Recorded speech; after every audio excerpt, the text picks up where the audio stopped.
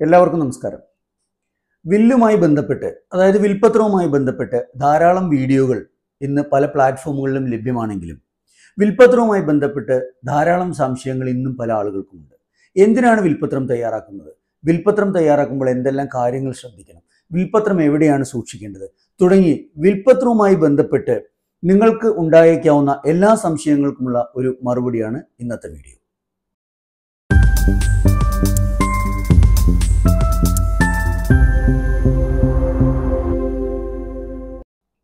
വിൽപ്പത്രം എന്നത് വാക്കുപോലെ തന്നെ, അതായത് വിൽ, ആഗ്രഹം. ഒരു വ്യക്തി ജീവിച്ചിരിക്കുമ്പോൾ അദ്ദേഹത്തിന്റെ ആഗ്രഹപ്രകാരം അദ്ദേഹത്തിന്റെ സ്വത്തുക്കൾ, അദ്ദേഹത്തിന്റെ കാലശേഷവും അദ്ദേഹത്തിന്റെ അനന്തരാവകാശികൾക്ക് ലഭിക്കാൻ വേണ്ടി നേരത്തെ കൂട്ടി തയ്യാറാക്കിയ ഒരു ട്രാൻസ്ഫർ പ്ലാനാണ് സത്യത്തിൽ വിൽപ്പത്രം എന്ന് പറയുന്നത്. അതായത് ഒരു വ്യക്തി ജീവിച്ചിരിക്കുമ്പോൾ തന്നെ അദ്ദേഹത്തിന്റെ സ്വത്തുക്കൾ ആർക്കൊക്കെ കിട്ടണം എന്ന് അദ്ദേഹം നേരത്തെ തന്നെ എഴുതി വയ്ക്കുക.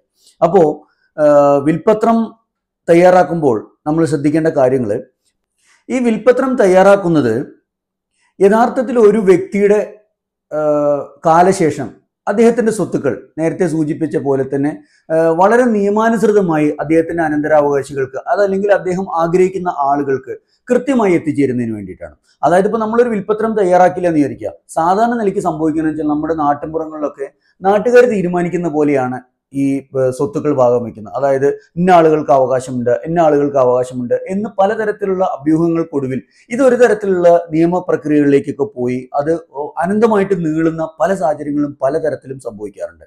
അപ്പോൾ ഇത്തരത്തിലുള്ള ഈ നിയമ പോരാട്ടങ്ങളെയൊക്കെ തടുത്തു നിർത്തുന്നതിന് വേണ്ടിയിട്ട് ഒരു വ്യക്തി ജീവിച്ചിരിക്കുമ്പോൾ അദ്ദേഹത്തിന്റെ സ്വത്തുക്കളെല്ലാം അദ്ദേഹത്തിന് ഇഷ്ടപ്പെട്ട ആളുകൾക്ക്, അല്ലെങ്കിൽ അദ്ദേഹത്തിന്റെ അനന്തരാവകാശികൾ എന്തൊക്കെ സ്വത്തുക്കൾ ഏതൊക്കെ ആളുകൾക്ക് വേണം എന്ന് വളരെ വ്യക്തമായിട്ട് പ്ലാൻ ചെയ്യാൻ പറ്റും.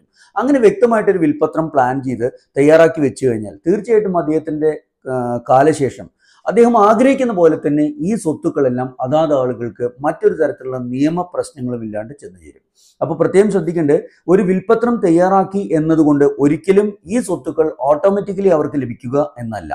തീർച്ചയായിട്ടും ആർക്കാണോ ഇത് ലഭിക്കേണ്ടത് എന്ന് വളരെ വ്യക്തമായിട്ട് അവിടെ പറഞ്ഞിട്ടുണ്ടെങ്കിലും മറ്റ് പലതരത്തിലുള്ള, അതായത് അതിന്റെ ലീഗൽ ഫോർമാലിറ്റിയിലൂടെ മാത്രമാണ് ഇതിന്റെ അവകാശം സിദ്ധിക്കുന്നത്. ഒരു ഉദാഹരണം പറയുകയാണെങ്കിൽ, ഒരു FD ഒരാളുടെ പേരിലേക്ക് എഴുതി വെച്ചു എന്ന് വിചാരിക്കുക. ആ FD ഓട്ടോമാറ്റിക്കലി ഇദ്ദേഹത്തിന്റെ കാലശേഷം അയാളുടെ അക്കൗണ്ടിലേക്ക് വന്നു ചേരില്ല.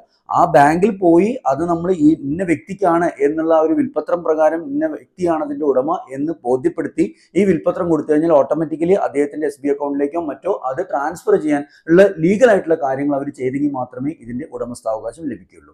പിന്നെ വിൽപ്പത്രവുമായി ബന്ധപ്പെട്ട് പറയുമ്പോൾ നമുക്ക് രണ്ട് നിയമങ്ങളുടെ അടിസ്ഥാനത്തിലാണ് നമ്മളിപ്പോൾ നിലവിൽ ഇന്ത്യയിൽ വിൽപ്പത്രം തയ്യാറാക്കുന്നത്. ഒന്ന് ഇന്ത്യൻ സക്സഷൻ ആക്ട് 1925, അതേപോലെ തന്നെ ഹിന്ദു സക്സഷൻ ആക്ട് 1956 എന്നീ രണ്ട് നിയമങ്ങളുടെ അടിസ്ഥാനത്തിലാണ് ഇവിടെ വിൽപ്പത്രം തയ്യാറാക്കുന്നത്. ഈ രണ്ട് നിയമങ്ങളാണ് ജനറലി ഒരു വിൽപ്പത്രം തയ്യാറാക്കുമ്പോൾ ശ്രദ്ധിക്കേണ്ടത്. ഇത് മുസ്ലിങ്ങളുടെ കാര്യത്തിലാണെങ്കിൽ മുസ്ലിം പേഴ്സണൽ ലോ അനുസരിച്ചാണ് ഇന്നത്തെ സാഹചര്യത്തിൽ മുസ്ലിങ്ങൾക്ക് വിൽപ്പത്രം തയ്യാറാക്കാൻ സാധിക്കുകയുള്ളൂ. അത് നമുക്കൊരു ഏക സിവിൽ കോഡൊക്കെ വന്നതിന് ശേഷം ഇത് മിക്കവാറും എല്ലാ ആളുകൾക്കും കോമൺ ആയിട്ടുള്ള നിയമം തന്നെയായിരിക്കും. പക്ഷേ ഇപ്പോഴത്തെ സാഹചര്യത്തിൽ മുസ്ലിങ്ങൾക്ക് മുസ്ലിം പേഴ്സണൽ ലോവും മറ്റു ആളുകൾക്കെല്ലാം ഈ നേരത്തെ പറഞ്ഞ രണ്ട് ആക്ട് പ്രകാരമാണ് വിൽപ്പത്രം തയ്യാറാക്കേണ്ടത്. ഇനി വിൽപ്പത്രം തയ്യാറാക്കുമ്പോൾ എന്തൊക്കെ കണ്ടീഷൻസ് ഉണ്ട് നോക്കാം. ഒന്ന്, വിൽപ്പത്രം തീർച്ചയായിട്ടും ഒരു 18 years എബോ ആയിട്ടുള്ള ഒരാൾക്ക് മാത്രമാണ് വിൽപ്പത്രം തയ്യാറാക്കുക. അതായത് മേജർ ആയിട്ടുള്ള ഒരാളാണ് വിൽപ്പത്രം തയ്യാറാക്കേണ്ടത്. പിന്നെ വിൽപ്പത്രം തയ്യാറാക്കുന്ന ആള് സൗണ്ട് മൈൻഡ് ആയിരിക്കണം. അതായത് അൺസൗണ്ട് മൈൻഡ് ആയിട്ടുള്ള ഒരാൾക്ക് ഒരിക്കലും വിൽപ്പത്രം തയ്യാറാക്കാൻ സാധിക്കില്ല. പിന്നെ വിൽപ്പത്രം എഴുതി സൂക്ഷിക്കുകയും അതിൽ രണ്ട് ജെന്യൂൻ ആയിട്ടുള്ള സാക്ഷികൾ, അതായത് രണ്ട് സത്യസന്ധരായിട്ടുള്ള സാക്ഷികൾ എന്ന് തന്നെയാണ് ആക്ടിൽ പറഞ്ഞത്. രണ്ട് സത്യസന്ധരായിട്ടുള്ള സാക്ഷികൾ ഇതിൽ ഒപ്പുവെക്കണം. അപ്പോൾ ഇവിടെ പല ആളുകൾക്കുള്ള സംശയം, ഈ വിൽപ്പത്രം സ്റ്റാമ്പ് പേപ്പറിൽ തയ്യാറാക്കണോ, വിൽപ്പത്രം രജിസ്റ്റർ ചെയ്യണോ, അങ്ങനെ പല സംശയങ്ങളുണ്ട്. അങ്ങനെയൊന്നും ഒരിക്കലും ആവശ്യമില്ല. അതായത് വിൽപ്പത്രം ഹാൻഡ് റിട്ടണോ ടൈപ്പ് റിട്ടണോ ആയിട്ട് നിങ്ങളൊരു പേപ്പറിൽ എഴുതിയെങ്കിൽ തന്നെ വിൽപ്പത്രം വാലിഡ് ആണ്. ഒരൊറ്റ കണ്ടീഷൻ മാത്രമേ ഉള്ളൂ, ഈ വിൽപ്പത്രം തയ്യാറാക്കുന്നത് ഈ പറഞ്ഞ ആള്, അതായത് ഈ വ്യക്തി വിൽപ്പത്രം തയ്യാറാക്കിയിട്ടുണ്ട് എന്ന് രണ്ട് സത്യസന്ധരായിട്ടുള്ള സാക്ഷികൾ വിറ്റ്നസ് ചെയ്യണം.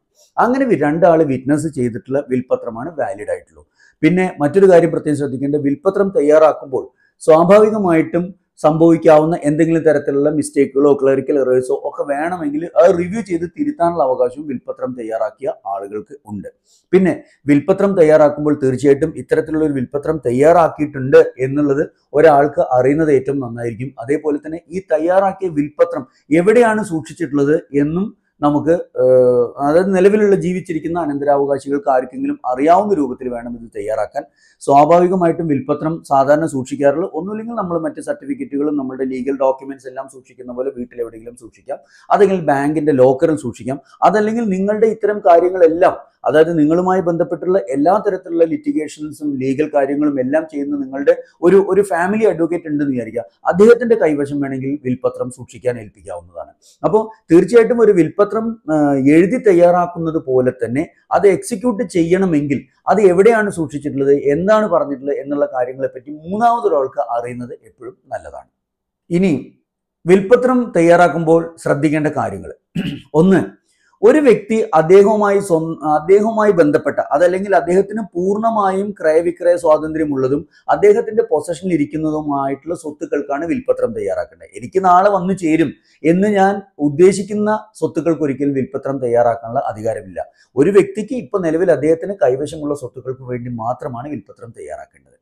രണ്ടാമത്തെ ഒരു കാര്യം പറയുന്നത്, ഈ വിൽപത്രം തയ്യാറാക്കുമ്പോൾ ഞാൻ നേരത്തെ സൂചിപ്പിച്ചു, 2 വിറ്റ്നസ്, സത്യസന്ധരായിട്ടുള്ള വിറ്റ്നസ് ഇതിൽ സൈൻ ചെയ്യണം.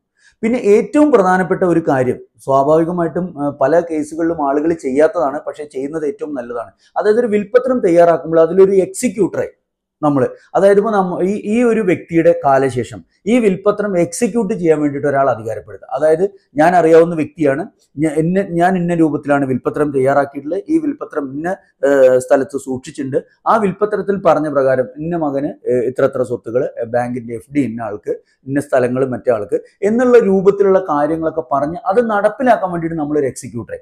അപ്പൊ സ്വാഭാവികമായിട്ടും ശ്രദ്ധിക്കേണ്ട ഇത്തരം കാര്യങ്ങളൊക്കെ പ്രാക്ടിക്കൽ ആയിട്ടുള്ള ചില കാര്യങ്ങൾ ശ്രദ്ധിക്കണം. ഇന്നത്തെ ഒരു കാലഘട്ടത്തിൽ നമ്മൾ ആരാണ് നേരത്തെ മരണപ്പെട്ടു പോവുക എന്നൊന്നും ഒരിക്കലും വിൽപത്രം പ്രകാരം നമുക്ക് സ്പെസിഫൈ ചെയ്യാൻ കഴിയില്ലെങ്കിലും പ്രായത്തിനനുസരിച്ച്, അതായത് ഒരു 50 വയസ്സോ 60 വയസ്സോ 70 വയസ്സോ ആയിട്ടുള്ള ഒരാൾ ഒരു വിൽപത്രം തയ്യാറാക്കുമ്പോൾ തീർച്ചയായിട്ടും അദ്ദേഹത്തിനേക്കാൾ പ്രായം കുറഞ്ഞ് അദ്ദേഹത്തിന് വിശ്വസിക്കാവുന്ന ഒരാൾ ഇതിൽ എക്സിക്യൂട്ടറായിട്ട് വയ്ക്കുക. ഈ എക്സിക്യൂട്ടർക്ക് വിൽപത്രത്തിൽ യാതൊരു വിധത്തിലുള്ള അധികാരങ്ങളും ഉണ്ടായിരിക്കുന്നില്ല. എക്സിക്യൂട്ടറുടെ ജോലി എന്ന് പറയുമ്പോൾ അദ്ദേഹത്തിന് വേണ്ടപ്പെട്ട ഒരാൾ തയ്യാറാക്കിയിട്ടുള്ള ഈ വിൽപത്രം തർക്കങ്ങളൊന്നും കൂടാതെ അദ്ദേഹത്തിന് അനന്തരാവകാശികൾക്ക് വീതിച്ചു കൊടുക്കാനുള്ള ഒരു റൈറ്റ്, അതല്ലെങ്കിൽ അതിനുള്ള ഒരു ഉത്തരവാദിത്തം, ഒരു ചുമതലയാണ് ഈ എക്സിക്യൂട്ടർക്ക് കൊടുത്തിട്ടുള്ളത്. അപ്പൊ എക്സിക്യൂട്ടറെ സംബന്ധിച്ചിടത്തോളം ഇതിൽ യാതൊരു തരത്തിലുള്ള പ്രതിഫലത്തിന് അർഹതയോ മറ്റു തരത്തിലോ ഒന്നുമില്ല. പക്ഷേ ഇത് നിയമാനുസൃതം ഇന്ന രൂപത്തിലൊക്കെയാണ് എന്ന് പറഞ്ഞിട്ട് അവർക്ക് വിശദീകരിച്ച് കൊടുത്ത് അതെന്താണ് തർക്കമറ്റ രൂപത്തിൽ ഒന്ന് ഡിവൈഡ് ചെയ്ത് കൊടുക്കാനുള്ള ഒരു അധികാരം മാത്രമാണ് എക്സിക്യൂട്ടർക്ക് കൊടുത്തിട്ടുള്ളത്.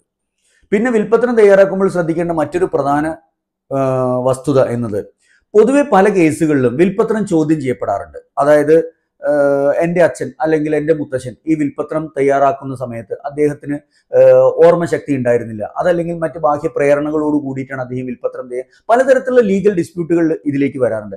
അപ്പൊ അങ്ങനത്തെ ഒരു കേസിൽ അതിനെ മറികടക്കാൻ നമുക്ക് ഏറ്റവും നല്ലൊരു മാർഗം, ഈ വിൽപത്രം തയ്യാറാക്കുന്ന കക്ഷി വളരെ സൗണ്ട് മൈൻഡഡ് ആണ് എന്നുള്ളൊരു ഡോക്ടറുടെ സർട്ടിഫിക്കറ്റ് കൂടി ഇതിന്റെ കൂടെ വെച്ച് കഴിഞ്ഞാൽ, അതായത് ഈ വിൽപത്രം തയ്യാറാക്കുന്ന ഒരു തീയതിക്ക് ഈ ഒരു സൗണ്ട് ആണ് എന്നുള്ളൊരു സർട്ടിഫിക്കറ്റ് കൂടി വെച്ച് കഴിഞ്ഞാൽ അത് വളരെ വാലിഡ് ആയിരിക്കും. ഭാവിയിലുള്ള തർക്കങ്ങൾ ഒഴിവാക്കാൻ അത് തീർത്തും ഉപകാരപ്രദമാണ്. പിന്നെ വിൽപത്രം തയ്യാറാക്കുമ്പോൾ ശ്രദ്ധിക്കേണ്ട മറ്റു പ്രധാനപ്പെട്ട കാര്യങ്ങൾ എന്ന് വെച്ചാൽ, വിൽപത്രം വളരെ സ്പെസിഫിക് ആയിരിക്കണം. അതായത് ഈ തയ്യാറാക്കുന്ന വ്യക്തിക്ക് എന്തൊക്കെ സ്വത്തുക്കളുണ്ട്. ഇപ്പൊ ബാങ്കിന്റെ FD ആണെങ്കിൽ ബാങ്കിലുള്ള FDകൾ മുഴുവൻ ഇന്ന ആൾക്ക് അല്ലെങ്കിൽ ഇന്ന മോന് അല്ലെങ്കിൽ ഇന്ന വ്യക്തിക്ക് എന്ന് പറയുന്നതിന് പകരം ഇന്ന ബാങ്കിൽ, സ്റ്റേറ്റ് ബാങ്ക് ഓഫ് ഇന്ത്യയിലുള്ള സോ നമ്പർ FD, ഇത്ര രൂപ വരുന്ന FD ഇന്ന ആൾക്ക്. അതേപോലെ തന്നെ നമ്മളുടെ സ്വത്തുക്കളുടെ കാര്യമാണെങ്കിൽ ഇന്ന സർവേ നമ്പറിൽപ്പെട്ട ഇത്ര എക്സ്റ്റെൻഡ് സ്ഥലം ഇന്ന ആൾക്ക് എന്നുള്ളത് വളരെ സ്പെസിഫിക് ആയിട്ടായിരിക്കണം. അതല്ലാണ്ട് അതിലൊരു ആംബിഗ്വിറ്റി ഒരിക്കലും പാടില്ല. ഏത് വടക്ക് ഭാഗത്തുള്ള ഒരു പറമ്പ്, അതല്ലെങ്കിൽ ബാങ്കിന്റെ FD, സുമാർ ഇത്ര സ്വർണ്ണാഭരണങ്ങൾ, അതൊന്നും പറയേണ്ട, വളരെ സ്പെസിഫിക് ആയിരിക്കണം. വളരെ സ്പെസിഫിക് ആയിട്ട് ഈ പറഞ്ഞ ആളുകളും തന്നെ, അതായത് നമ്മൾ ആർക്കാണോ ഇത് കൊടുക്കാൻ ഉദ്ദേശിക്കുന്നത് ആ വ്യക്തിയുടെ പേരും വിലാസവും അദ്ദേഹത്തിന്റെ റിലേഷനും, അതായത് വിൽപത്രം തയ്യാറാക്കുന്ന ആളും ഇത് വാങ്ങാൻ ഉദ്ദേശിക്കുന്ന ആളും അല്ലെങ്കിൽ ആർക്കാണോ കൊടുക്കാൻ ഉദ്ദേശിക്കുന്നത് അദ്ദേഹവും തമ്മിലുള്ള റിലേഷനും അദ്ദേഹത്തിന്റെ പേരും കാര്യങ്ങളും ഒക്കെ വളരെ വ്യക്തമായിട്ട് വിൽപത്രത്തിൽ പറയണം. ഇതിലൊരു തരത്തിലുള്ള ആംബിഗ്വിറ്റി ഉണ്ടാവാൻ പാടില്ല. പിന്നെ വിൽപത്രം തയ്യാറാക്കുമ്പോൾ കുറച്ചുകൂടി കാര്യങ്ങൾ ശ്രദ്ധിക്കാനുണ്ട്. അതായത് ഇപ്പൊ നമ്മൾ നേരത്തെ പറഞ്ഞ സ്വത്തുക്കളുമായി ബന്ധപ്പെട്ട കാര്യങ്ങളാണ്. അതേപോലെ തന്നെ ഈ വില്ല് എഴുതി വെക്കുന്ന ആൾക്ക് വ്യക്തിക്ക് എന്തെങ്കിലും തരത്തിലുള്ള ബാധ്യതകൾ ഉണ്ടെന്ന് വിചാരിക്കുക. ഈ ബാധ്യതകളെ പറ്റി കൂടി ഇതിൽ പറയണം. അതായത് ഈ പറഞ്ഞ ബാധ്യത ഏതൊക്കെ സ്വത്തുക്കളിൽ നിന്ന് എടുത്തിട്ടാണ് ഈ ബാധ്യത തീർക്കേണ്ടത്, അതിനുശേഷമാണ് ഈ സ്വത്തുക്കൾ ഡിസ്ട്രിബ്യൂട്ട് ചെയ്യേണ്ടത്. കാരണം അതല്ലെങ്കിൽ നമ്മളിപ്പോൾ ഈ അസറ്റുകളൊക്കെ എഴുതി വെച്ചു, ഈ ബാധ്യതകളെ പറ്റി ഒന്നും പറഞ്ഞില്ലെങ്കിൽ ബാധ്യത ഈക്വലി ഡിസ്ട്രിബ്യൂട്ട് ചെയ്യേണ്ട ഒരു സിറ്റുവേഷൻ വരാം. അപ്പോൾ ഈ ബാധ്യതകളെ ഏത് രൂപത്തിൽ തീർക്കണം എന്നുകൂടി ഈ വിൽപത്രത്തിൽ വ്യക്തമായിട്ട് പറയണം.